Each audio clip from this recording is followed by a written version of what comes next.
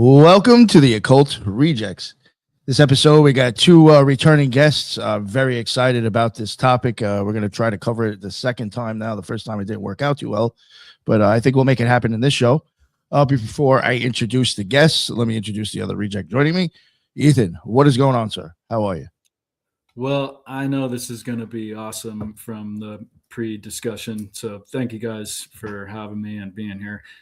Ethan Indigo Smith, writer and occasional publisher of books and a bunch of articles out there, and a few on Occult Research Institute. And yeah, appreciate anyone who wants to reach out on the usual social media. So again, thanks you guys.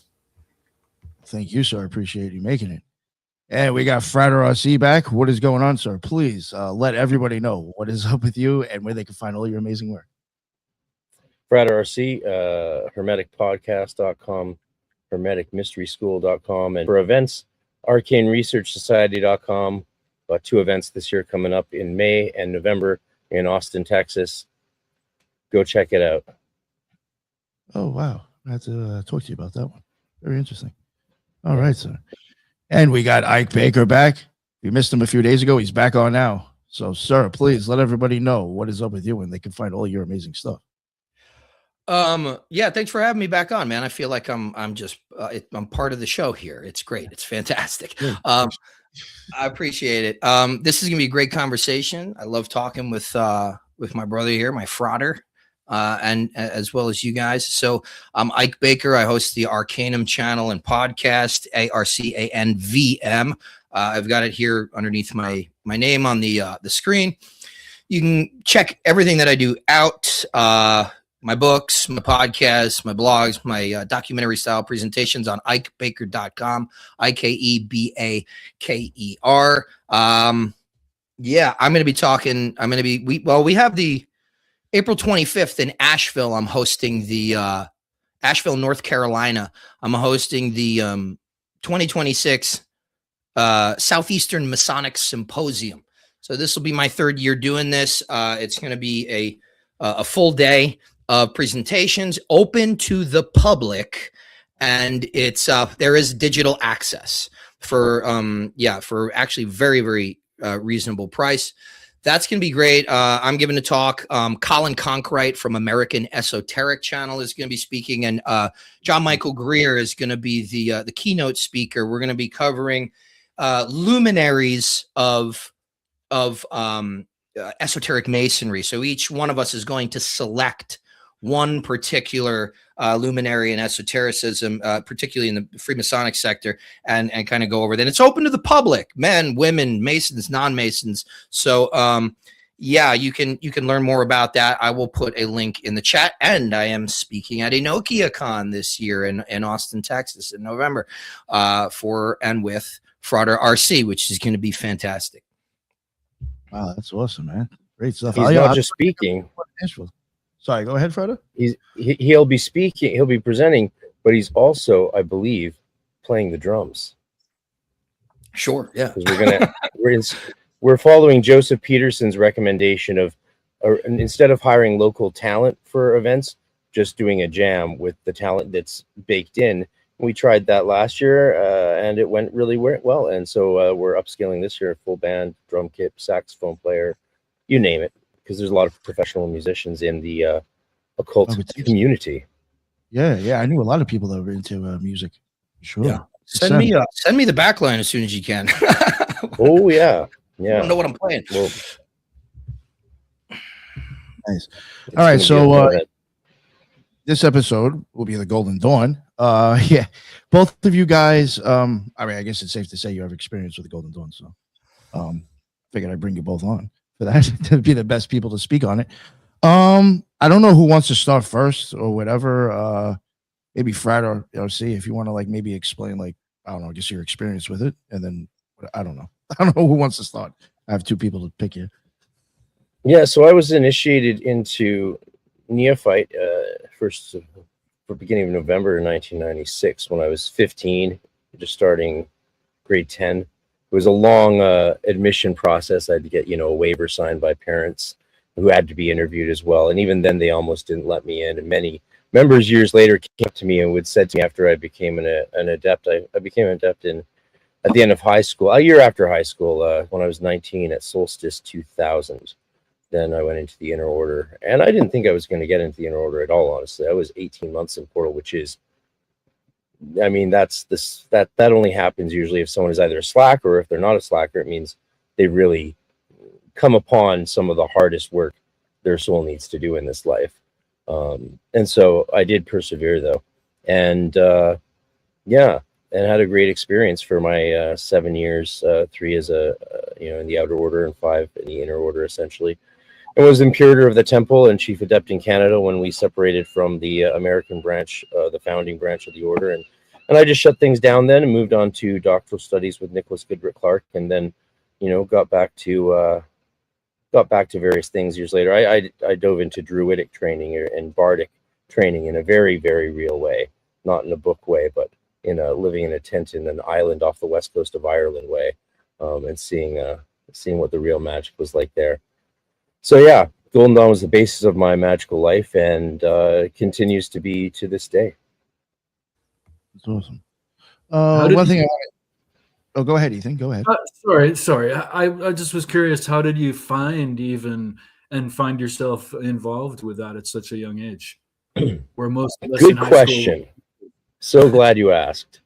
Well, I was initiated at age 7 into yoga, and then again at age 10. That's because I grew up in a Maharishi family, so no exposure to Christianity as a child, that's for sure. It was Bhagavad Gita in my household. And so I'd been meditating twice a day since the age of 7, which I was very excited to do, because growing up, seeing your parents meditate an hour twice a day and doing the flying mantra, the bouncing, that they're famous for in transcendental meditation, and all of that, you're really excited to finally be allowed to partake in those mysteries. And but after doing that for several years, my parents divorced, and I was living with my mom in an OTO oasis. And when we left there one dark and stormy night, being chased out by the very abusive man who ran the place, probably high on cocaine, I guarantee. And so the books of the EGC priestess there got mixed up. Her Israel Regardi Tree of Life got mixed up in my things. And so by around the age of 12, I discovered it and started reading it, discovered the Kabbalistic cross and the Tatwa, and sort of understood what Regardi was going on about. And then that led me to write a grade 8 biography for our big grade 8 project. It's a big deal when you're 13 years old or 12 years old, but in retrospect, it was pretty silly. But I did it on Crowley because I found him absolutely preposterous and absurd. And I was hoping to shock my classmates and teachers. But unfortunately, I submitted it to dear old British Mrs. Willoughby in the Waldorf School, and hoping she'd be shocked. And she's like, "Oh, Alistair Crowley. Oh, yes, I know quite a lot about him because of, I was like, what? And she's like, they were anthroposophists. They're Rudolf Steiner. She's like, yeah. And I went home to my mom. I was like, how come my teachers know who Alistair Crowley is? And she's like, well, because Rudolf Steiner was an occultist. I'm like, that doesn't make sense. My school wasn't founded by an occultist. And she takes a book off the shelf written by Steiner, and it says An Outline of Occult Science. And I was like, what the fuck? And so yeah, there continued my journey into Wicca, Druidry, Hermeticism, and Donald Michael Craig, and then attempted self-initiation into adepthood way too early. Made me through a spiritual crisis and a spiritual attack by some spirit not either warning me or not happy with my hubris, unbeknownst to me, my unknown hubris, made me realize there was real training that could actually be necessary outside of books and just meditation. So I took a chance on a group of men and women and called up the local Golden Dawn Temple after hearing from a reliable source that they were not a bunch of nut jobs, because I had already encountered quite a few of those in my short life. And and I ended up having just a absolutely remarkable experience, getting very rigorously trained. That's putting it lightly. We were famously hardcore up at Temple Tahuti in Vancouver, and that temple was founded by Nineveh Frater, now famously known as the great Arabic adept Nineveh Shadrach.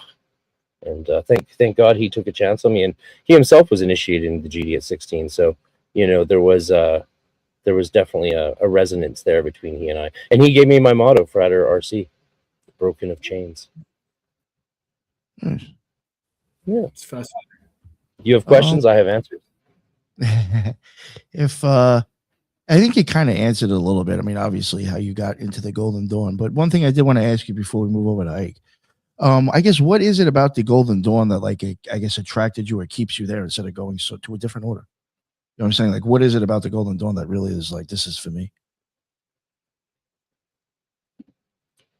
Was that for me or Ike? Oh no, for you. Before I moved on to Ike. Oh, okay. What made me think that it was really for me? Yeah, so it's interesting. I didn't join the Golden Dawn because I wanted to join the Golden Dawn. I wanted to learn seriously. I wanted to learn what I didn't know, because Don Craig's quick little rapido system of self-adepthood, went catastrophically wrong when I tried to enact it at my Wiccan midsummer event with my two buddies. And like, we're talking full on attack by an apparition, full body paralysis. They had to like literally attack a non-corporeal entity because I was just paralyzed. It sounds like science fiction, but it was terrifying. It was absolutely terrifying. I was like, yeah, okay, well, I already knew that this stuff was real and the spirits were real and all this, because I grew up in that sort of culture with the Eastern mysteries. But this solidified it and made it terrifyingly real. So yeah, I was like, I need to learn from serious people who know this serious stuff. And so yeah, the Golden Dawn, it seemed I wasn't really into the initiation idea or the ceremonies or any of the titles of the officers, or a lot of the stuff didn't appeal to me, but they had a very well outlined curriculum in that order, with really complete grade manuals and with active daily with classes. That's the main thing. I had actual lessons in a temple by people who had been doing it nonstop and who learned it from other people who had been doing it nonstop. And the first time I saw them start a Kabbalistic cross, my first mentor there, this Practicus guy, who actually I was not going to join until I saw him come down the stairs at the end of my rotation, and he had a Christian cross on. I was like, oh, if there's some Christian dude here, I bet it's probably pretty safe, because I came from the yoga, Eastern world, paganism, and Christians seemed like safe, vanilla, white bread people to me. And if there's one of them here, then nothing too weird could be going on, because Christians don't do anything wrong ever.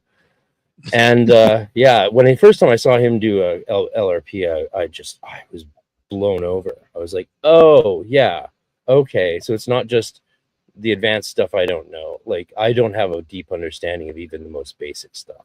That's what I realized, despite having been practicing magic already for 3 years and meditating nonstop for almost 8 by that point. What drew me into the Golden Dawn was just the training I got from it. Yeah, it seems a lot more studious than other places. Like, not that I'm trying to promote the Golden Dawn, but before I joined the OTO, I would have preferred the Golden Dawn. There just wasn't one that I could find near me. So it's like, I guess I'm stuck with the OTO. It's 25 minutes away. Yeah, it's not normal, I think, to have weekly classes at a temple. I think that was unique about our temple and our order. And then the way we ran it, it was 24/7 by the end of it. When I shut it down, it was at its peak. It was just getting bigger. Like, if I hadn't shut it down that year when I did, by the end of that year, we would have had probably another 70 members join. And locally, it was just crazy. So we closed it down at the absolute peak of its possibilities, which is too bad. But, that's what happens sometimes. Yeah, so the classes, the interactions, the learning from hundreds of people, and that's the advantage of being in a big order, which is like Ike knows about this. Like, there's a lot of struggles that come with being in large groups of humans of any sort, government, church, corporations, you name it. But the advantages, you get to learn not just from 10 or 20 people, but hundreds, if not thousands. So that's kind of cool. Yeah. Like that. No, I definitely get that too. That was one of the main reasons I really kind of stick with the OTO or went, is because I was able to talk to other people there and learn from them. So I get that. Ike, so with you, I guess, I'm pretty sure we probably already heard a little bit, but maybe give us a little bit of an idea about your situation getting into the Golden Dawn and why you chose that. Similar situation. Well, not really a similar situation, but the same kind of. I didn't know what the Golden Dawn was really when I first encountered it. I'll make this short because I've told this story probably like literally over 100 times now. But All right. for anybody that hasn't heard it, I was about 19 when I figured out what the Golden Dawn was or found it. My aunt had a tenant who was a very nice lady, very quiet. She threw herself in front of a train. She asked me to come over because when she went down into the basement apartment, it was filled with books. This lady was a hoarder, journals wrapped in cellophane, etc. So, you know, these things are deceptively heavy when you put them in a box. She said, "Hey, can you come over and help me move all this stuff? Bring a friend, etc." So I was down there, and it was creepy, but you know, it was kind of cool. Lots of books. I've always loved books, and one book caught just the cover design caught my eye. And I still have it. It was called the Oracle of Kabbalah by Richard Seidman. Now I had kind of studied Kabbalah topically by way of like what I would consider like History Channel Dan Brown occultism at that time, because you know it's like the early 2000s, and I was a suburban Long Island kid that I didn't really have a weird kind of background. You know, I lived in a house full of like my entire Italian family and you know, the Italian side. I'm also Greek, and that was it. So I didn't get into it really early like Frater RC did, but I was trying to figure it out. So it just so happens this book catches my eye, and it's a very thin book. And I say, "Hey, do you mind if I take this?" She's like, "Sure." So I walk around my neighborhood, and like a day I read it. Again, it was very thin, and I wasn't necessarily like more overwhelmingly educated than I was before I read the book, but something was like, this is important. So I went on the white pages or yellow pages on the internet back when we used to use them. I typed in Long Island Kabbalah Study Group. Guy's information came up. I got in touch with him. I said, I'm interested in the Kabbalah group. And he's like, that doesn't meet anymore, but there's this other thing. And the other thing was the Hermetic Order of the Golden Dawn. And so that's how I found it. And when I got to them, you know, I was like, I grew up Catholic and stuff, and I was interested in Freemasonry, Kabbalah. I studied it, but I didn't realize that there were living groups of people that actually like thought they were doing magic. You know, like I was so confused. I'm like, what is this, Harry Potter shit? Like, what do you think you're doing? So I flaked. I was a no call, no show to my first initiation. And then several years later, my life reached a total collapse. Everything just was destroyed in a matter of months. And something told me like, well, you know, you chose the circuitous route to what you eventually have to do. So you need to go back there. And I just did, despite myself, hat in hand. They gave me a second shot. And I still did not know really what the Golden Dawn was. And so I was able to go through the initiations of the Outer Order without sort of projecting my expectations or my thoughts or my desires onto the system. And I really found that the system revealed itself quite deeply and thoroughly to me. It would be kind of like if me and you know, I see this a lot now, right? Because by the way, now, you know, I've been an adept for many years now, 7 years or something like that. But also, I'm the Imperator. I run the North Carolina Temple of the Hermetic Order of the Golden Dawn under the Ciceros. So that's out of Asheville. So as an administrator and a teacher, I do see a lot of people coming in, and especially now that occultism is much more, it's just out there. Like this kind of shit didn't exist when I was getting into it. I will find people that come in and they kind of want to like regale you with how much they know about the system. And it's like, listen, guy, this is going to fuck you up. This is whatever you're doing. Stop reading. Doesn't matter how much you know. The point is not to know it. The point is to live it. And you can't live it if you know what's coming. And if you're struggling with trying to fit your expectations into this thing, it'd be like if you went to coffee with me and I told you who I thought you were the whole time. And you would never get an opportunity to show me tell me who you actually are. So I see that a lot in modern initiates. And I say that as a precaution for anybody that's interested in joining something like the Golden Dawn. It's not about the rote knowledge. There's that. Of course, there's that.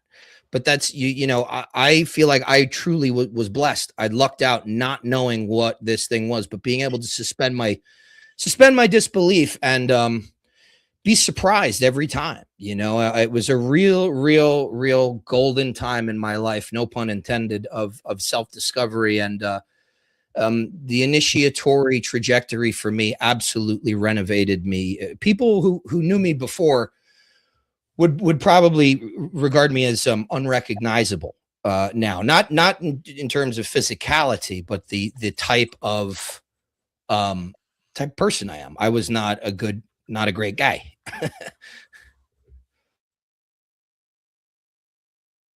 Thank you, sir. Appreciate that. Yeah, one thing I do, yeah, I mean, I would even agree to a certain extent. I don't know if it was like kind of what you're getting at too, but like, yeah, I think even self-experience, you know, like your experience doing this shit is really something that you need to rely on besides just reading, of course. All right, so like, what would be? Oh, we got somebody jumping in late with us. Here we go. We got Matt Mora. What is going on, Matt? How are you? Hey, I'm gonna let everybody know what's up with you real quick. Sorry for getting in late. Was busy with some family stuff, but yeah, you can always find me at MattMora19 on all socials. That's X, Twitter, Instagram, TikTok, YouTube, you name it. And yeah, just pretty excited to be here and hear about Frater C and seeing Ike again. And hey, Ethan. So let's go. Awesome. Thank you. Thank you. All right, so I don't know who would want to kind of take off. Oh, sorry, my bad. No, just nice to meet you, Matt. I don't know who would maybe want to kind of take this off, but I guess to get into it, like, what is the history of the Golden Dawn? How did it come to be? That's a big question, my friend. Take it away, Ike.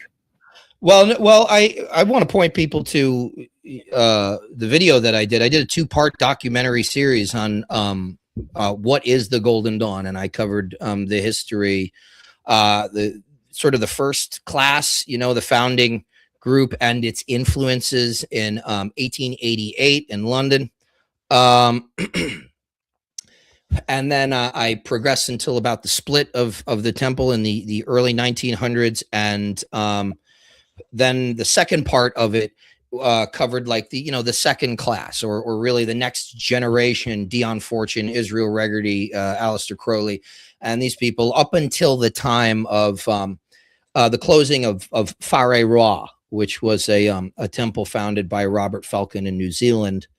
Really, it was called Templum Thalassus Smaragdum, the Emerald Sea, but it got the name Whare Ra because it was like sort of the indigenous, I guess, Maori name for that area. So they closed their doors in I think 1978 or 79, and at that same time, completely unbeknownst to them, Chick and Tabitha Cicero in Georgia in the United States were opening. They were consecrating their Vault of the Adepts. They had it consecrated actually by Israel Regardie, and so they started that line from Israel Regardie of the Hermetic Order of the Golden Dawn, which is where I stand now.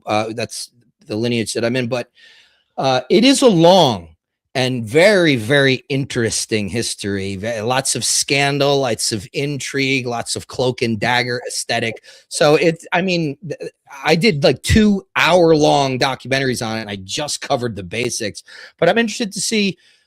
Frater RC has been reading our friend Melissa Seam's latest book, Light and Extension, about the Bradford Temple in 1888. I'm interested to see if he's got anything that kind of jumps out of his mind right now concerning the early history of the Golden Dawn. Very nice. Yes. Well, there's been a number of revelations from some of the things she's unearthed, and some of those things that I find most revelatory, she was surprised and thought that they were just common knowledge. I'm like, goes to show you, we're not always all in the know on what each other knows. So that's why things like this crossing over, extra traditionally, from different orders and having people talk, though it seems is in, of course, I think the same order as Ike.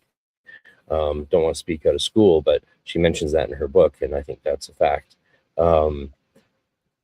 what can I say? The early days of the Golden Dawn. I mean, this is about the founding of the Horace Bradford Temple, which was famously considered and denigrated in other history books as a sort of a misogynist, chauvinist temple because they didn't want women to be allowed to join. And it really highlights the controversies that they faced in the early pseudo. I don't know why it's called a schism, because it was just like 3 members leaving, which to me doesn't constitute a schism. That's just churn, you know, to use a modern term for it. And also people go find their own ways, you know. It's not a. Oh, we lost you there, Frater. For some reason your volume isn't working. Oh, Jin's here. Yeah, and Frater, we lost your volume. We can't hear you, sir. Oh, it doesn't look like he's muted or anything. It might just be might be like it just went out. Microphone issue. Yo, you might have to leave and come back, honestly. I hate to do that to you, but you might actually have to sign out and just click back in. There we go. Well, Jin, while we're waiting for Fred RC to come back, would you like to introduce yourself, sir? Sure. So I sincerely apologize for being a bit late. That's not my style, but I was, and so I'm just really excited to be here. People can check me out at Twitter at Wukong Reborn, WUKONG Reborn, or at thresholdsaints.com or at the true TRVE greylodge.com. Of course, this is also connected to our YouTube channel, of which Matt is both the webmaster and the YouTube social media coordinator, so we really appreciate that. Our next Grey Lodge is February 13th. Will is the Cause of Fire exposition on Gnostic set. So I'm really excited to be here. Thank you guys so much. I had hoped to open with some Enochian questions, as I had texted Nick this like at 3 o'clock this afternoon, but well, I'll get to them at the end. And yeah, I'm just excited. And thank you guys so much. Ike, of course, Ethan, Matt, and of course, boss, Mr. 93. Appreciate it very much. So, I mean, while he's kind of fixing his situation over there, I can talk a little bit about the earliest foundation of the Hermetic Order of the Golden Dawn for anybody that's interested. And then maybe he can take over on some of the later details. But effectively, it was a magical society that was formed in 1888 in London, England, by a group of Freemasons, William Robert Woodman, William Wynne Westcott, and Samuel Little Mathers. People know him as McGregor Mathers. He kind of gave himself that moniker because he had pretensions to Scottish Highland ancestry. But these were Masons, and they were also Rosicrucian Masons. Okay, so they all belonged to a Rosicrucian body in Masonry called the Societas Rosicruciana in Anglia, which is Latin for the Rosicrucian Society in England. And that was founded in, I believe, the 1850s by Robert Wentworth Little, who was another Mason. And it was drawn really from its inspiration was also drawn to some capacity from a German group that was operating, a Rosicrucian group called the Golden Rosenkreuz, the Order of the Golden Rosy Cross. And these guys were primarily studying alchemy. They were all master masons, but they were operating in Germany in the 1750s or 60s. So gentleman started that. His name was Hermann Fichtold. So there's a lot of background that filters into the Hermetic Order of the Golden Dawn's founding that is very much so Rosicrucian. Of course, there's all sorts of things at play, like the Theosophical Society, and what's called the esoteric section of the Theosophical Society, the Hermetic Society, which was run by the anti-vivisectionist and author Anna Kingsford, and myriad other sort of influences. But the main picture to paint, I think, is the gestalt is really the time period, and this, post-industrial revolution sort of England, where and it was Victorian, but really moving into Edwardian. England. So it was, when monarchs change, especially, before they were, kind of vestigial, that when monarchs change, like the culture of the country changes. And so this was also, right, the turn of the century, right? So there's this, it's the beginning of this great sort of change. And we see a lot of interest in occultism, and Freemasonry, and particularly a continuation of what some academics refer to as the Rosicrucian furor, that sort of that spread like wildfire after the Rosicrucian manifestos were published anonymously in Kassel, Germany, in the early 17th century, so 1600s, and it just swept across Europe. The literati at the time were very much so interested in this, and there was a lot of overlap, specifically with Freemasonry. But a lot of it too you have to understand that it was also reactionary to sort of like, the post-enlightenment ideal, the death of certain forms of high spirituality and preference for what would become scientific materialism. So there was I consider the Golden Dawn to be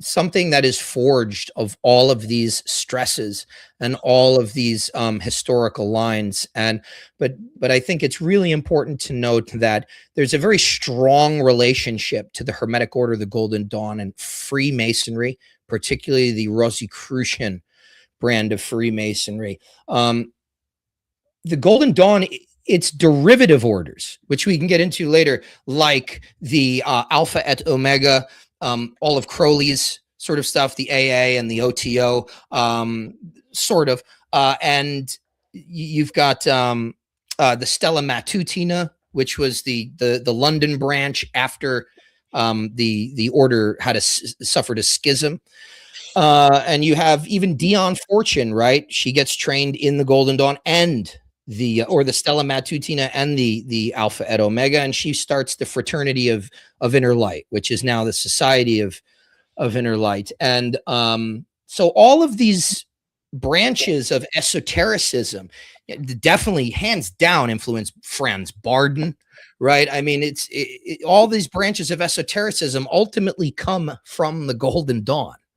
But the goal, and this is the last point I want to make, I'll switch it over to Frater RC, but the Golden Dawn comes out of Freemasonry.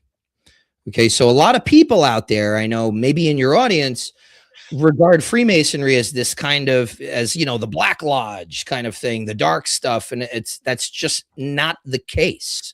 Yeah, all of this stuff is very much dependent on that Freemasonic network of esotericists, scholars, and practitioners. That was what Freemasonry enabled people to do at that time, and still does. It lends itself to a network, a vast network of people very, very interested, at this time, especially particularly in esoteric concerns regarding Freemasonry. And so the Golden Dawn was not just a creation of one or two or three people, but it was, I would say, a century at least in the making.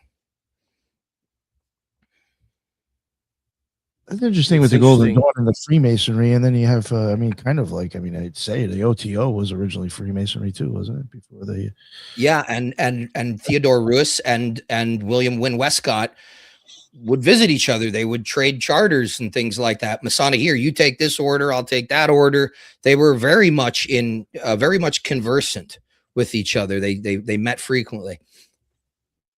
Melissa seems in Light in Extension, her new history book of the Bradford Golden Dawn Temple, which also covers what it became, which is the August Order of Light, and also the Theosophical Society and its various esoteric sections, including, like, they had an esoteric section called Horus, esoteric section of the Theosophical Society, that all the members of the Golden Dawn Horus Temple were also members at. So there was many groups. When we think of today, and where people, you'll hear talk about the plethora of groups emerging all the time everywhere. So that's not new, actually. From reading this book in particular, I'm realizing this was going on then too. And it's actually been going on all the time, just nonstop creative, magical effulgences from the esoteric minded people constantly forming and emerging and re-emerging as new and different groups and reforming. So there's a lot to say on that. And I highly recommend this book to everyone. You can get it signed soft cover from Melissa Seams, the Light and Extension, really beautiful full color images of Golden Dawn, an original Golden Dawn temple. We've never seen an archive of data and images like this before in our tradition. It's caused the reconfiguration of understanding as some tools as central as like the Hierophant and Hegemon scepters being based gold and then highlighted red instead of the reverse, which is the modern standard. But yeah, they emerged out of this plethora of groups, and I like to think of the Golden Dawn as emerging more out of the Rosicrucian ethos than the Masonic one, but they were one and the same for those people at that time, absolutely. Actually, I just read today in the chapters I was reading, I put in a good 4 hours into this today. I'll get through it soon and have Melissa on stream. I was just reading through Westcott mentioning in his retirement letter about how much he appreciated Franz Hartmann's book. Franz Hartmann was one of the founders of the original OTO prior to the Crowley reformation of the OTO in his likeness. And Franz Hartmann was a really interesting writer. I actually audiobooked his entire Magic, White and Black, which is what Westcott references on my podcast. You can hear me read every single chapter there. And it's a really interesting book. So what I was saying before, my technical difficulties from my poor, shoddy Canadian internet. I promise I'm straight into the Ethernet, got all the best cables, but still we have bad internet in Canada. No matter what you pay, you just can't pay for better. I was saying that, the Horace Bradford Temple really didn't like the idea of women being a part of it, and it shows how ahead of its time the Golden Dawn was with Westcott in particular, but Mathers as well, really standing behind the idea of both genders admitted on equal ground. And a lot of people just didn't like that. But, the Golden Dawn broke free from its Masonic origins quite distinctly in its inception, not progressively over time, in its inception. And you could say that's because it was full of bohemians, but it was also full of clergymen and doctors, right? Reverends. Artists were a part of that, like playwrights, Nobel Prize winners, Aleister Crowley, a wide slew of characters. And even after the schism and and the interregnum period of the Morgan Wrote Order, and then the formation of the Mathers branch, the Hermetic Order of the AO, which is commonly thought of as Alpha and Omega, but maybe AO was meant as a Egyptian word, a rendering of an Egyptian word for Horus or the sun or something, I can't recall. And then the more magically inclined people, they say, went to the Stella Matutina with Dr. Felkin and Yeats, because Yeats really took over when Mathers was expelled from his own order. And that was due to Mathers revealing the fact that Westcott had forged the cipher manuscripts based on Mathers' work. So Mathers created the Golden Dawn Order. I think this is quite succinctly and definitively argued by Dr. Tony Fuller's recent 2 revised histories in the brilliant Light Extended series by Frater Yekida, Cherubim Press. So the Light Extended is one of the essay series in the Golden Dawn tradition that's still being published. There's a new one coming out soon. And Fuller really shows that the system was already written prior to the formation of the cipher manuscripts. So the cipher manuscripts were based on Mathers' work and written retroactively by a scribe for Westcott to impose or indicate that he had some deeper role to play, and including the fabrication of Anna Sprengel, who was given the same magical motto as Anna Kingsford, the founder of the Hermetic Society in Dublin. And so that might have been a sort of subtle nod to the fact that Kingsford was who Westcott was spiritually referring to when he talked about Sprengel. That's it. That's my opinion from my reading of that. But I think it's clearly the case that, yeah, we definitely know that the Golden Dawn system now did not come from any manuscripts from Mackenzie or anything like that. They weren't pieced together from some German order that doesn't hold up. There was no Enochian on the continent. This was Mathers' project that he spent years working on, showed them to Westcott. Westcott had someone fabricate the cipher manuscripts and to write himself in as co-head, co-leader. and they had this power struggle for years until eventually Mathers clearly just said, look, enough. I created this system. Westcott's a huge part of it. There's no doubt about that. Even after the schism, Westcott still rejoined Mathers' branch of the order, right? He didn't go with Falcon, though he did take higher grade initiations from him. And what this all leads to, you might think, oh, it's chaotic, it's confusing, they're a mess. No, they were all still working with each other. They were the Stella Matutina people were still working with Brody Inns and the guide Frater Shemesh up in the Cromlech Temple in Edinburgh, where Brody Inns was running the big temple in Mathers orders. And Yates went through the Falcon higher grade initiations, as did Westcott. And they all, what we see is serious magicians wanting to do serious work together, I think. That's what is really emerging. Every time I dive into the stew of history, especially the magical history, I do come up with a bit of clarity from all the quagmire. And it's interesting because it's rewarding to dive into history in that way. Yeah, one thing I did want to ask, and I think you kind of basically just said it yourself. Maybe I even ask your opinion, and I know like you may not feel comfortable answering on the OTO, but I've often wondered if the Golden Dawn and the OTO both had like some Rosicrucian, flavor to them, like or something. Well, the Golden Dawn is explicitly a Rosicrucian order. That's its fundamental basis. And you know what's fun? You know who argues this against this the most is PhDs. And then they'll say things like, I was part of a RENCEP chat. No shade on RENCEP. It's great that they're hosting these things so that we can get this knowledge to PhDs, because PhDs are great. They have a tremendous skill set at their fingertips, but they don't study the granular things that magicians do in their own traditions as much as magicians do, right? There's none. I've never seen a PhD who even has written books on Enochian know as much about Enochian as Enochian experts, because we're obsessed, because this is our life. It's our life. It's their book. It's a book for them, but it's our life. Yeah, so and there's not much like you can't. You're not there. There's just certain stuff that you're never going to be able to know unless you practice it with sincerity. Not just practice it as an experiment, an intellectual experiment, but to actually do the work and commit to it with sincerity. So not only did they argue that the Golden Dawn wasn't Rosicrucian, some PhD, thank God I can't remember who it is, because I would definitely say their name, but they also were like, no, Rosicrucianism was about healing, and the Golden Dawn isn't involved in anything to do with healing. I'm like, that's all we do. That's like all we do. Like, oh my God.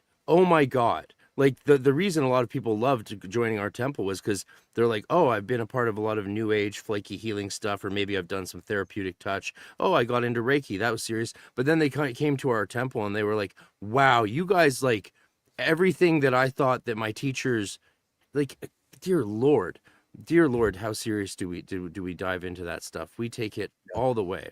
And the hundreds of people I initiated as a Hierophant and as an initiating officer over those years, like, I had guys who were in AMWORK for 40, 50 years come through their neophyte initiation, say that meant more to me than everything I've done the entire previous part of my life.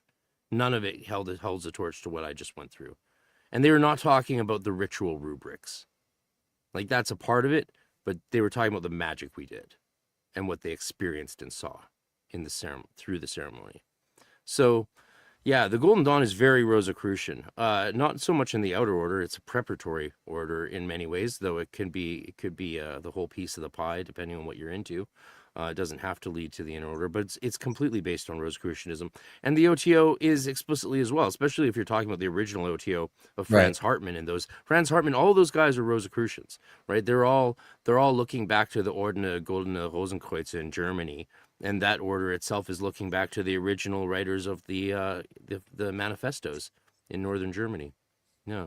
And all of them are looking back to John Dee and Hermeticism.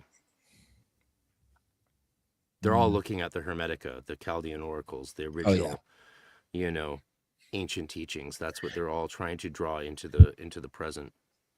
Yeah, I think too, it's just to tack on to what you say about this idea of the Golden Dawn, supposedly not healing, and Rosicrucianism is about healing. there is this kind of legalism that permeates modern education and educational, what I like to call performative intellectualism. It is something that is so committed to getting ever more granular, ever more analytical, that you end up learning yourself stupid. So it's this kind of thing where it like, you cannot see the forest for the trees. You can't see anything. You can't see the trees for the trees. You're too obsessed with, well, it's not a tree because the bark is this material here is made out of carbon, and it's like, there's no ability anymore to kind of like pull out and like, okay, yeah, rip your head out of this gigantic, washing machine and look around at stuff. Now, that's not to criticize everybody, because obviously RC and I, we interview and are friends with a lot of scholars, and we take a scholarly tack ourselves. But I think that there is a trend out there of that is permeating the mainstream, to the point where some people who really, really want to join an esoteric order and experience initiation are going to have a really hard time doing it, because they're going to keep bringing, as I said earlier, this reductionist perceptual filter. They're going to keep bringing their projections a lot of the times, and you can't, and our Frater RC and I don't agree about everything, but I'm interested to hear what he has to say about something like this. But I find a lot of people right now, the last 5 years, they're trying to understand esotericism with their exoteric minds. Yeah. And it's their two are clashing, because it's like the thing that they're not realizing is that, like, everybody wants to, know the mysteries instead of experiencing. And we call them the capital M mysteries for a reason, because they're not a puzzle to be solved. They're an experience there's something to be experienced. And as Golden Dawn practitioners, we can teach you the system, but you have to walk the walk. If you don't mind, I'll just jump in right there. I think Ike set it up perfectly. There is I don't know if this is true for like esoteric scholasticism, but it is definitely true about Vajrayana. And no matter how old the department, how phenomenal the scholar, there's something called Protestant presupposition, and it's very serious, actually. It's so serious they even came up with a name for it. So it's the idea that a scholar can just approach any material and then have access to higher knowledge just from the material alone, not necessarily even from the text. And they can also have the higher, I'm going to call it Sephirotic experiences, but like I was saying, you could call it capital M mysteries or anything. Like they're able to access Dath maybe through just the overview, the historiography, or even just the textual tradition, which is, as we all know, everybody sitting at this roundtable, everybody knows that is not the case, because obviously esotericism is a lot more about occultism, or occultism praxis, excuse me, especially if you are not an armchair magician. So I just want to say that I don't know specifically. Like, I have gotten a lot from like some of Owen Davies' books, and like obviously Dr. Stephen Skinner, and everyone in that sort of adjacent to esotericism, as well as also being a practical esotericist themselves, although Owen Davies is obviously not.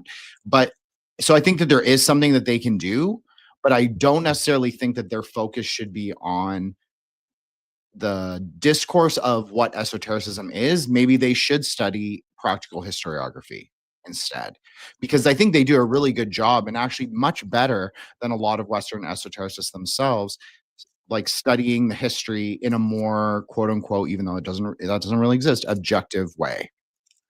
I think they do. I think that that's where they're strong. I don't think that they're strong in like explaining like why this is the way it is, why this is done the way it is, why there's all these changes, all these little addendums, all this commentaries. I don't, and personally, I don't think that they're good at that stuff. So I don't know, just an idea.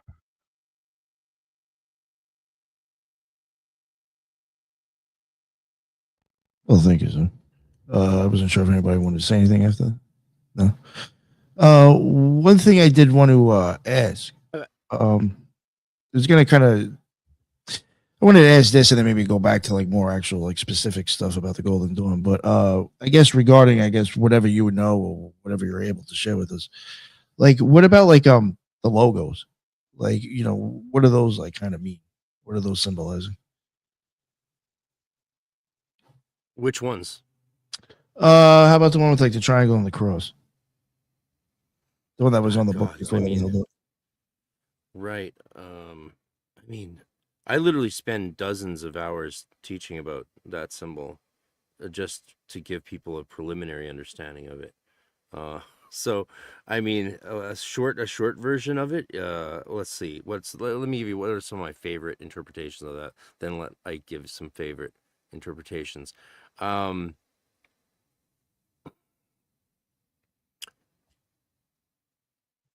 I mean, I like the symbol that the only way we rise above the tree, if the triangle is the supernals of the tree of life in this context, the only way we rise above the tree is through sacrifice, and that's why you see the blood red of the cross, right? It's only through sacrifice that we rise up to our highest and beyond, that we go into the ultimate mystery. And that's one thing, that touches on what you guys were talking about earlier, about what is this really about. And it is, as one of my teachers would always say, that the mystery is the experience. It's not the data, it's not the maps that you're given to navigate a terrain that is ultimately always unknowable, because it always retreats from us the more we experience it. And we're humans, so we experience less than 5% of reality, thank God. Otherwise we'd lose our minds. And so, yeah, you have to sacrifice to rise upwards. But that's just one tiny interpretation of the cross and the triangle, because the cross and the triangle move around as you go through the grades. And that's one of complicates things greatly. But you can another interpretation that's fun, a fun Christian interpretation, is that it represents the cross with Christ on it, and then the triangles, the three Marys at the foot of the cross. Another one is it's the cross of balance rising above nature, and the triangle is the three principles of nature, sulfur, mercury, and salt. Or if you're pagan, you could see it as the mother goddess. So for a modern pagan perspective, that's all good. The Golden Dawn is a non-religious group. It's a spiritual group, but one of its strengths is that it's non-religious, which is why you have, from the beginning to present day, Golden Dawn initiates practicing Golden Dawn magic live from the pulpit in churches, whether evangelical or Anglican or Roman Catholic, even synagogues. You might find some rabbis who are initiates doing Golden Dawn magic integrated into their. Oh, looks like We lose him. Yeah, or he froze. Did you lose me? There. Just Yeah, the we last, am I maybe gone? the last couple of words you said. Yeah. No. So, Well, it's a system of magic, so it amplifies and elevates whatever religious path you're already walking. And if you don't have a religious path, guess what? It can function just like one. So there you go.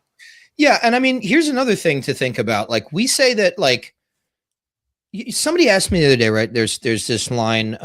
There's multiple lines in the Bible that talk about avoid sorcery, don't get involved with sorcery. And I'm a Christian, and so people will, and Frater RC is too. And people will ask me, well, how do you square the two? And I say, well, the word there, 9 times out of 10, particularly in the New Testament, is pharmaki or pharmakos, okay, in Greek, which actually has to do with the etymological root of the word pharmacy. And it had to do, at that time, this kind of folk tradition was mixed up with, really, when you referred to it as such, you were referring to the concoction of baleful ingestibles, things, poisons, the poison path. So it didn't necessarily mean magician. It didn't necessarily mean that, do not practice magic, so on and so forth, necessarily, as it meant, do not practice baleful I would say low magic stuff. And that's a valid criticism, because here's the thing. A lot of us, particularly in these communities, we don't call what we do religious because that means something different to us in our experience. To us, religion is an institution. To us, religion is a box somebody tried to shove us in at an early age and make us fit in.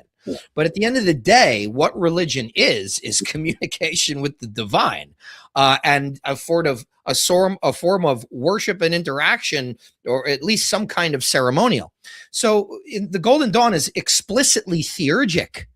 You don't really, you find that out when you get to the Inner Order, right? The foundational documents recording the Inner Order, some of the foundational documents, the earliest documents known as the Flying Rolls, they mention the actual word theurgia, the Greek word theurgia, theurgy, which is the techniques and technologies of magic applied to the development, evolution of the soul, purification, elevation, and illumination. Okay.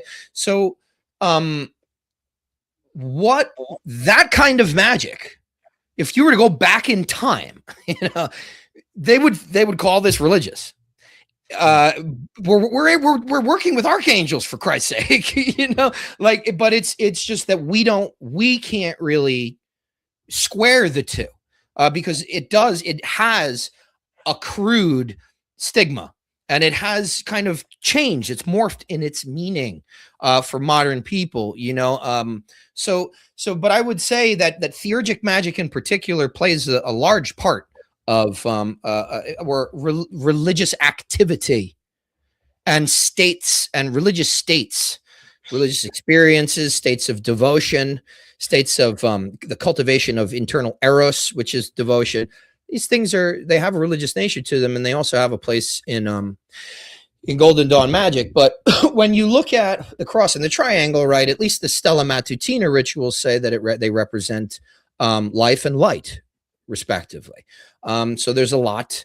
That's the entry level sort of thing for you to chew on there. And then, as Frater RC mentioned, depending on what grade you're moving through, the elemental degrees, cross and triangle kind of move. They penetrate and sort of permutate with each other to form specific symbols. But for me, that cross is the cross of sacrifice. And what's interesting to me is I've never heard of the three Marys, but to me, it always resembled Golgotha, right? Because it was a hill.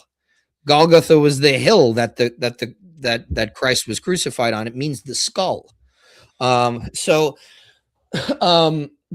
that triangle to me takes on much more of a Pythagorean onus. You're obligated on that. That triangle, it serves many functions. It's a pedagogical symbol that teaches what we call triangulation, or really mediation, becoming the mediator. We say that such is the universe, and all of causality is composed of two contending forces and one which unites them eternally. Now, if you remain on this horizontal axis, and this is very relevant for our times, fellas. If you remain on this horizontal axis between the two opposites, between the two contending forces, you're going to stay in the fray, and you will not be able to effectively mediate. What you need to do is rise above, and this is called triangulation. And from that elevated medial position, then you are able to you've transcended and this has applications not just in socio-political settings, but in the interpretation of life as experience and your navigation of life as a mediator. The Golden Dawn is not left-hand path, but the Golden Dawn is not right-hand path. The Golden Dawn really is a full tree, but the adept centers themselves in the middle pillar. They always root themselves. We have a foot in both worlds, but we're rooting ourselves through the middle pillar. We are a middle path system, the path of mildness, right? The straight and the narrow way, as it's called in the Stella Matutina portal ritual. Now, that triangle is what you're obligated on. You go to the altar, the cubical altar of the universe, and you put your hand on the triangle. Part of this can be seen as we are now putting you in the triangle of art, which is a binding mechanism, and you're being obligated. You're being bound to our order. We are putting a part of you in the triangle of art. And then there you're taking your obligation. But we also know that the triangle as the decad, which you can see here, it's the tetractys on my forearm. I don't know how good you're going to see that, but this emblem, a triangle composed of 10 points, that was what the Pythagoreans took their obligation on. They put their hand on that sacred triangle when they took their oaths. So there's a couple of things for people to chew on, but like Frater RC says, I mean, we could probably do like 2 full nights talking about that. So I want to touch on something Ike said, if you don't mind, just quickly. Yeah, go for it. Please. There was a point at which, over the last 20, 30 years, many points at which myself and with others was wondered how hermetic really, though, is the Golden Dawn. Even the word hermetic wasn't always used in every description of the name and every iteration of the name. And it was only recently, as translations of the Hermetica, original Hermetica texts improved, coming to their final and ultimate form with the new translation by Dr. M. David Litwa, who presented at EnochiaCon with us last year, and he reordered them. He took out the glosses that Christian Wildberg and others have identified as insertions from a later illiterate astrologer, which clarifies the meaning of the text greatly, and reordered them as a structure of initiation for the Way of Hermes. And I was blessed and honored to do the Audible narration. Go to Audible, check out Hermetica 1, listen to me narrate the Hermetica. Dr. Litwa also translated, he teaches Coptic, he teaches Greek. The guy's a genius. He's a treasure. Why universities don't hire him to teach is a mystery. Well, a mystery to which we know the answer, don't we? See? Current issues. Hermetica 2 is the technical Hermetica, which has got a lot of the magical techniques from the original Hermetica, like which elements correspond to the eyes, the hands, different things like that, how to use the fire in the eyes, stuff like that. And going over all the Hermetica in the newest form by Dr. Litwa, and Wildberg's translation will come out eventually. And of course, he's got a very different argument that we don't really like, but that's okay. We'll hear what he has to say. It became incredibly abundantly clear that the Golden Dawn is way more hermetic than I ever could have imagined. And just in Ike referring to the traditional description of the meaning of the cross and triangle, which is the symbol of the Golden Dawn, not the inner order symbol, which people plaster everywhere, unfortunately, which is a symbol like that here I would never even like look on it in person really, except in a sacred state, similar to the Sigillum Dei Emet in the Enochian system. You look at it mainly in a state of sacrality. But those 2 words alone tell you how hermetic the Golden Dawn is, because the whole of Hermetica, the whole Hermetist movement in Alexandria, whether you were a pagan, which was most of the Hermetists, or maybe Jewish or Christian, and those Christianity and Judaism look different in the 3rd century and the 2nd century, of course, but all of it is so hermetic in that it's all about life and light. Life and light. It all comes down to life and light. Even language like the Lord of the Universe and all the other prayers and invocations you see in the Golden Dawn, they are so hermetic it's not even funny. And that's what made me realize the through line through Rosicrucianism, back even before John Dee, is Hermetism. It is the Hermetica texts. It isn't some form of Protestant Christianity or mystical Protestantism trying to fight for its place in the Roman Catholic world of legerdemain and chicanery that spawned the Counter-Reformation. No, it was people trying to make sense of the Hermetic current, in my opinion, and I think the evidence speaks to that quite strongly. So, life and light. And what's wrong with that? The Hermetica is nothing but, if not the most optimistic of Western spiritualities.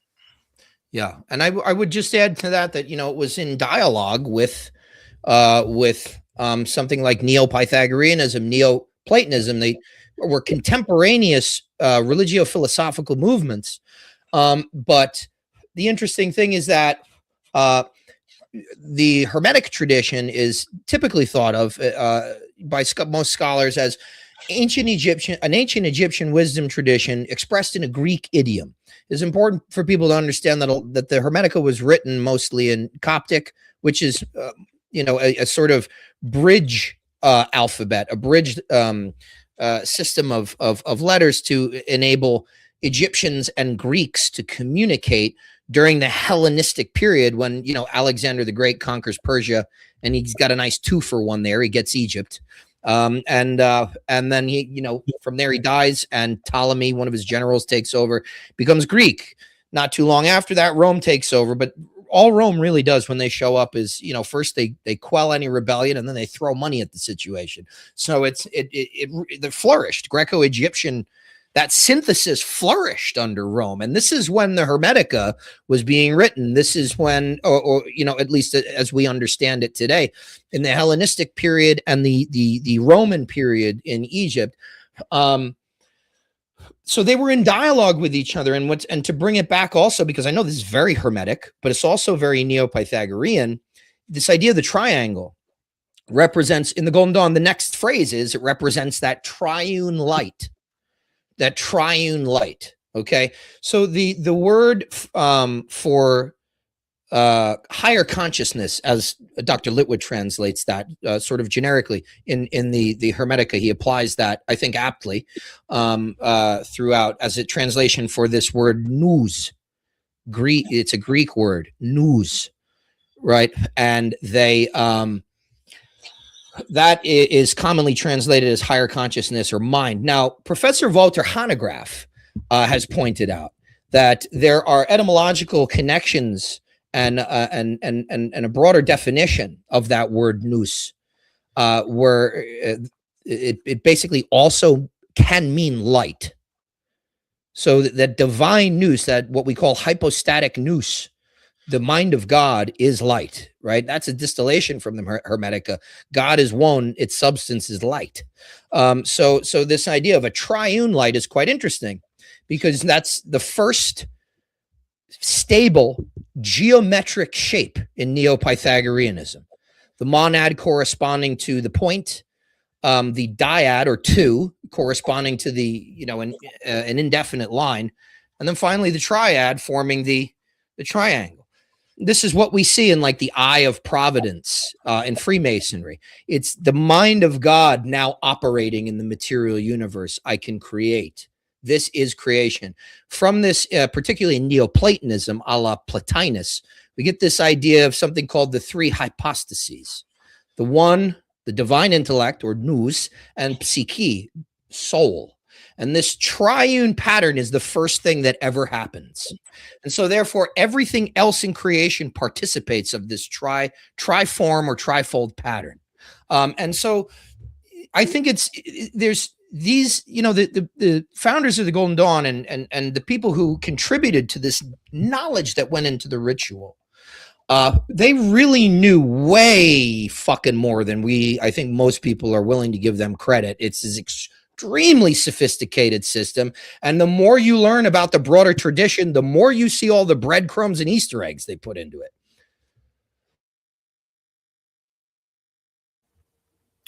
This is all so enlightening. I wanted to ask a question. I hope it's just an ignorant question and not necessarily subjective. But I love that you have a tattoo of the Tetractys. That is so dope. And you mentioned the Pythagoreans, who what few things we have left over from them. One of them is the oath, which it begins with kind of this, mention of the fourfold nature and the purity of four, and the cross has this mathematical rule to it that two intersecting lines result in four aspects or four corners. And it seems to me that in Rosicrucian symbolism, there's this fourfold nature to things, often in a mandala-like formation. And then you also mentioned Franz Brandon, who his book, Initiation, and did you mention Franz Barden? Yeah. Excuse me. I'm horrible with names. and his book, Initiation into Hermetics, has this whole fourfold process or pattern into his magical consideration or systemization. I just was wondering maybe if there is an explicit fourfold manner within the order, if you will, if that question makes sense. Yeah, I'll throw something out there. Obviously, the three then becomes the four in this series. The triad creates effectively the elements, which are really five, but the ostensible elements become fourfold. But you have that in the cross, as you mentioned. But what's really interesting is the cross of the elements is, as you say, two intersecting lines creating four angles, but what the way, and here's what's interesting, the way we discuss the right angle in Freemasonry, when we are asked in what we call our Freemasonic catechism, what is a square, right? Like a carpenter square, what is the right angle? The response, the proper response is the fourth part of a circle.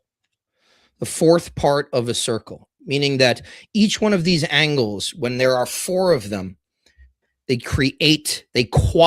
called the quadrature of the circle.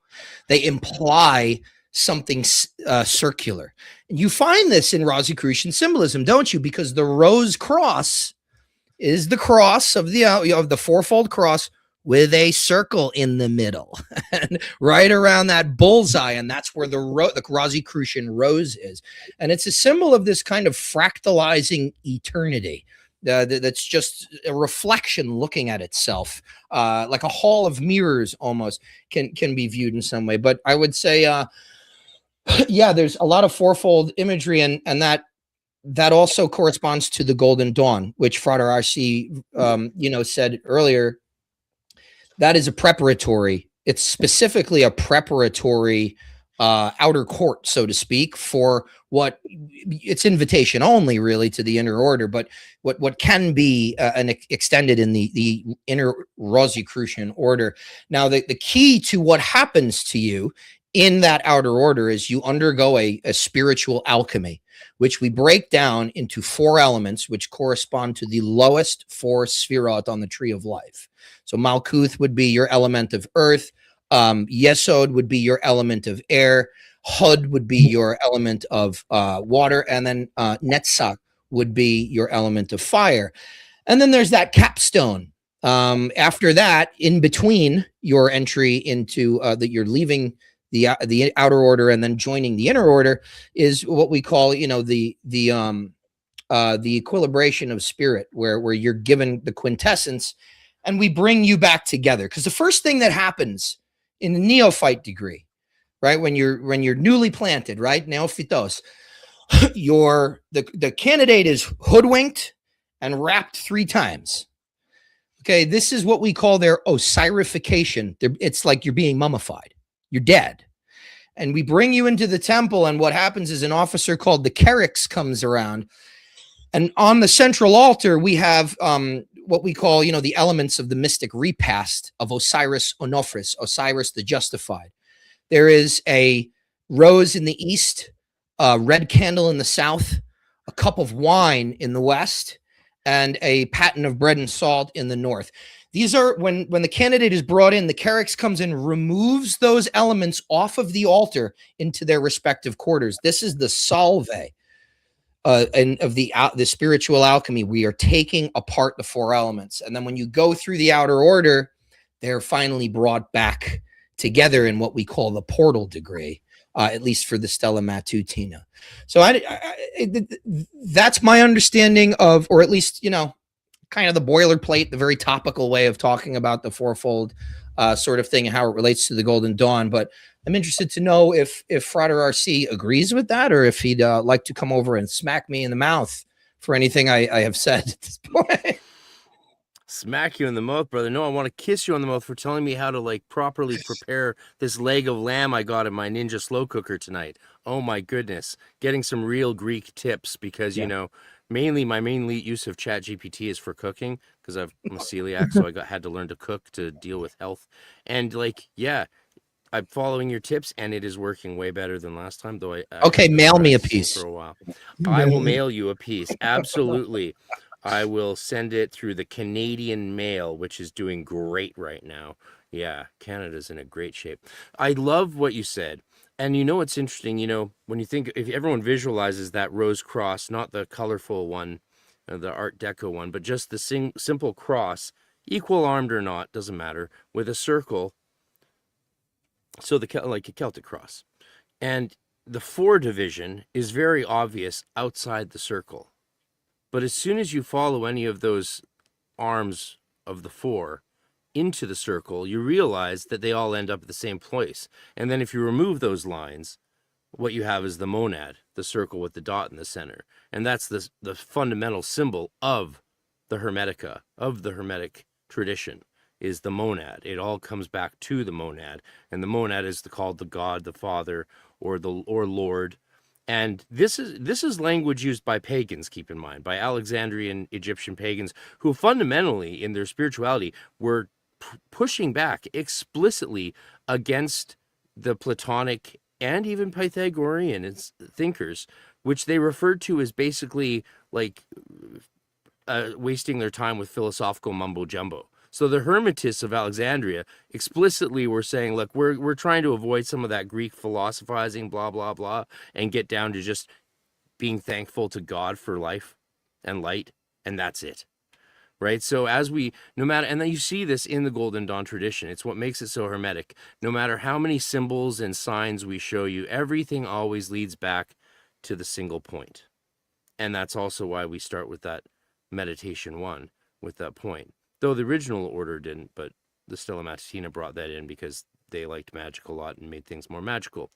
And then you see that prayer and meditation repeated and brought into the mainstream church, like by people who, like the great Anglican mystical writer Evelyn Underhill, who in 1915, I think, or 1920, wrote Practical Mysticism, which is a wonderful book of Anglican spirituality composed of Golden Dawn meditations. And so, yeah, she's like, I don't have much new to offer. I'll just repeat the Golden Dawn stuff and sell it to the Anglicans. And thank God she did, because now you can teach Golden Dawn meditation to Anglicans and get paid by the bishop to do it.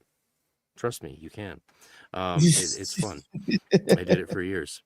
And so the other thing that was interesting I wanted to just mention was with regards to the division of numbers in the Hermetica is oh damn, did I forget? Yeah, no, I lost it. Yeah, well, that point was good still. That was something I think that needed to be, that's really, really interesting. You know, everything it comes out from the one and returns to the one. And this is the fundamental Hermetic gesture towards life, of giving thanks for our life. And yeah. Maybe the other thought will come back to me. I'm sure it will. Yeah, it'll probably pop back into your head at some point. I brought my Yeats mug that I bought at his graveyard just for you guys today. In 2003, I sat on his gravestone for 4 hours to my new bride's chagrin while doing automatic writing and talking to Yeats. Nice. Yeah, that's someplace I got to get. I got to get to. He's in Ireland, correct? He's buried there. Yeah, he's buried in Sligo churchyard. Yeah. I haven't been there yet. I gotta get there. I've been to the UK several times. I go to London every year, but never been that far north. So anybody watching this that wants to bring me out there, I do talks. Okay, I give presentations. So I'll take you to Ireland with me, buddy. His gravestone reads, "Cast a cold eye on death. Horsemen pass by." I mean, the dude was hardcore. I mean, people talk about Crowley as being, Alec Howe famously called Crowley the greatest initiate to come out of the Golden Dawn. It's like, yeah, well, where's his Nobel Prize? Right? But Alec Howe was, he's not the preferred historian. He's still very praised. Actually, that reminded me of what I was going to say to Ethan. Yeah, when it comes to Franz Barden, unfortunately, I really practiced the shit out of his initiation into Hermetics from like 94 2004 to 2004. So 10 years, I really focused on that book in my spare time outside of GD studies. And it's a little bit hermetic. I think he would probably not have been impressed by it being called that. Like, that's not what the book is called. The book is meant to be serious training to take you to adepthood. And the original title in German is, which I think he wrote it in German or Czech, but I think the first writing was in German. Either way, the original title was Der Weg zum wahren Adepten, not Initiation into Hermetics. So yeah, the Way of the True Adept is what that book should be called. And that's why that's why you see, like, he starts off with Eastern philosophy in it. Not that you'd think there'd be quotes from the Asclepius or the Pymander or Hermes, but there isn't. It's these Eastern ideas, which is fine. Tatwas are great. Like Golden Dawn has been obsessed with Tatwas since the Theosophical Society hosted a presentation on them. Mathers was like, yeah, that's coming with us. And yeah. So there you go. My thoughts on Franz Barden.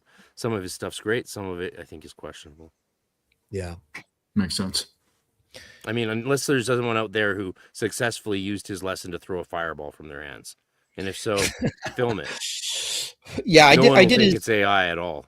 I focused on his Key to the True Kabbalah and the letter magic sort of thing that he's got going, and I used my Golden Dawn correspondences instead of his, and it actually worked better for me.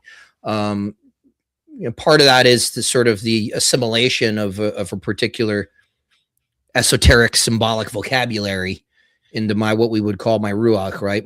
And my sphere of sensation. So obviously there are certain symbolic vocabularies that are going to work better for me because I came to magic and through magic through the Golden Dawn, which it's not, that actually is not very common, to be honest with you. That the Golden Dawn is somebody like the actually getting initiated in Golden Dawn is like your first. Is you get your education about magic through there. Like most that I don't know many people that have and like Frater RC, hundreds of people have come through the temple doors, and I don't know many people who had that experience. But it's certainly Can I ask you a question? Yeah. Through the hundreds of people that went through the order that I met, the ones that did the best were the ones with no prior experience. Same. Yeah. Yeah. Same. Isn't that weird? Yeah. I mean, yeah, like me. I mean, I came through and I got through the outer order in just under 3 years. Like it was just boom, boom, boom. But it was like, but I also had my first temple chief, the Imperator, he was a harsh taskmaster. I didn't get away with anything. He made sure I knew this is not an extracurricular.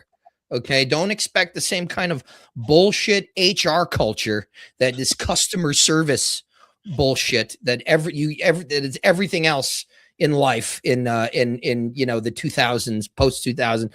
So it's I take that with me too, obviously, and that's the role of the Imperator too. Like we're embodying Mars. That's my god form is Marshall. So it's like we have to be that counterpoint to the other two chiefs that are Jupiterian and solar. That are going to be a little bit more, understanding. But I would say that the people that do come in that have the least amount of knowledge of other stuff and the least amount of experience in other stuff, they're all the ones that like comprise, for the most part, they're all the ones that comprise our College of Adepts. We have a large group of adepts for a temple, and they're all, most of them are people who it's just been Golden Dawn for them.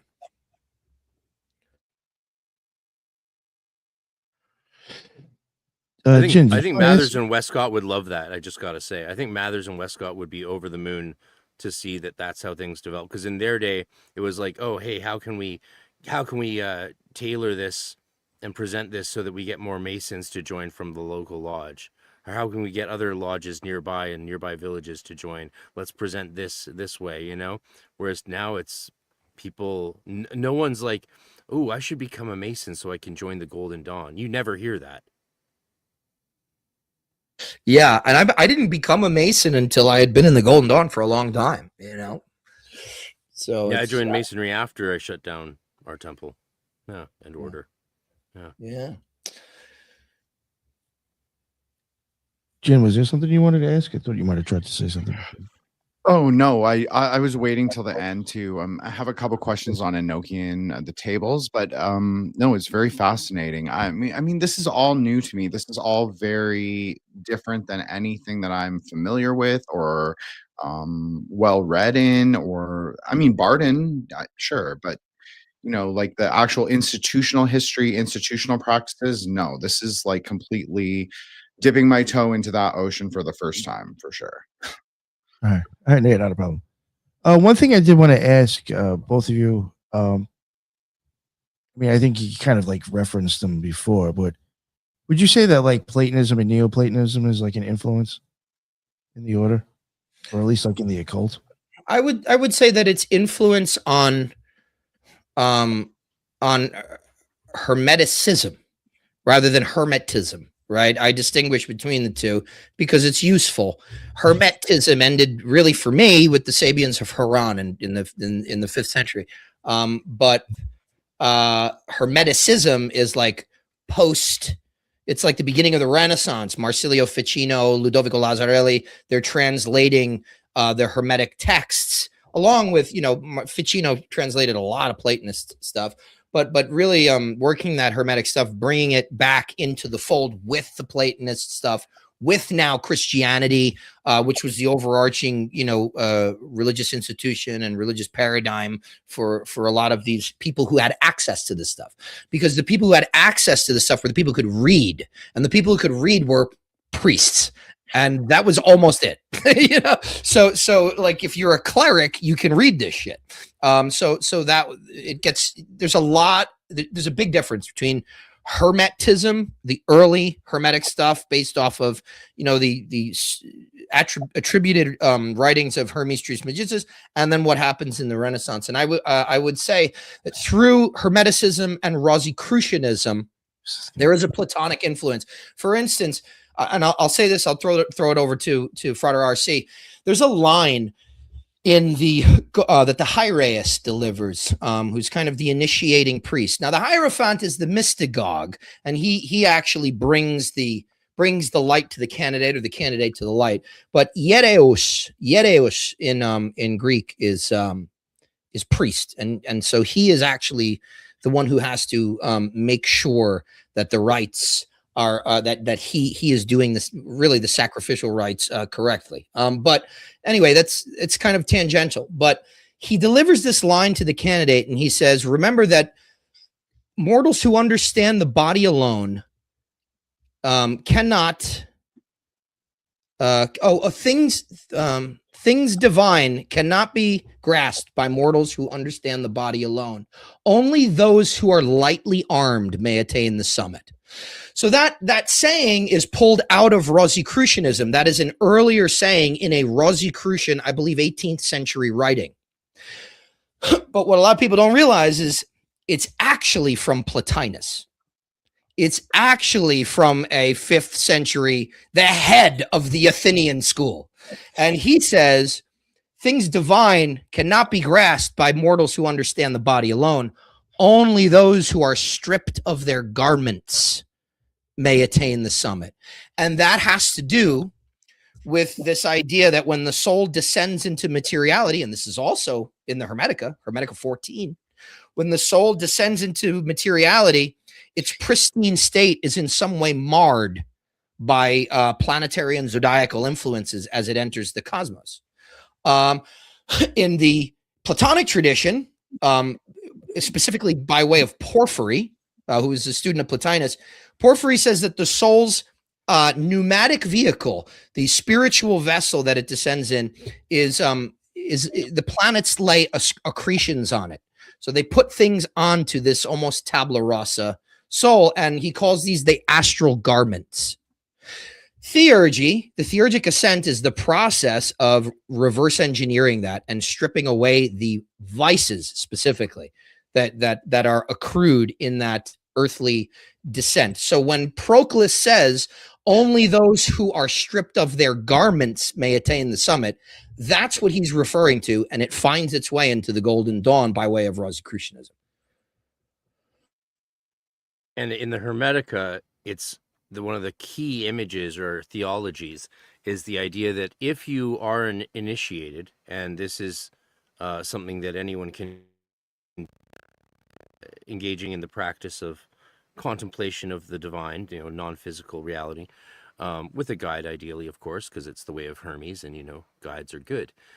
But if you initiate, then your soul, which is inside you, what in Kabbalah is called the neshama, will unite with your nous. And your nous, of course, which Dr. Litwa is the first in his translation of the Hermetica to differentiate the use of the word nous, because in all other translations, no translator differentiated the use of the word nous to refer to higher consciousness versus lower reason and cognition. So all the other translations, you don't know if when they say nous, they're saying cognition or higher consciousness. We just got that these texts are only now opening up to us in the last 2 years. That's crazy to think that even Ficino didn't have that kind of clarity in his translation. Well, he didn't like the Hermetica, and he also made other crazy errors saying that the highest we can achieve is reason, but the Hermetica, that's a mistranslation. The Hermetica says to achieve the highest you must go beyond reason. So Ficino's translation was awful and incomplete, and he was traumatized when they published it without his approval. So yeah, you get in the Hermetica the garment of fire through your soul uniting with your nous. And your nous isn't just your higher consciousness in the sense of your Hia or your life force. It's your higher consciousness in the sense that it is explicitly in the Hermetica a daimon. It is a spirit, and then you unite with it and you die as a dying god on earth, and then you ascend as your holy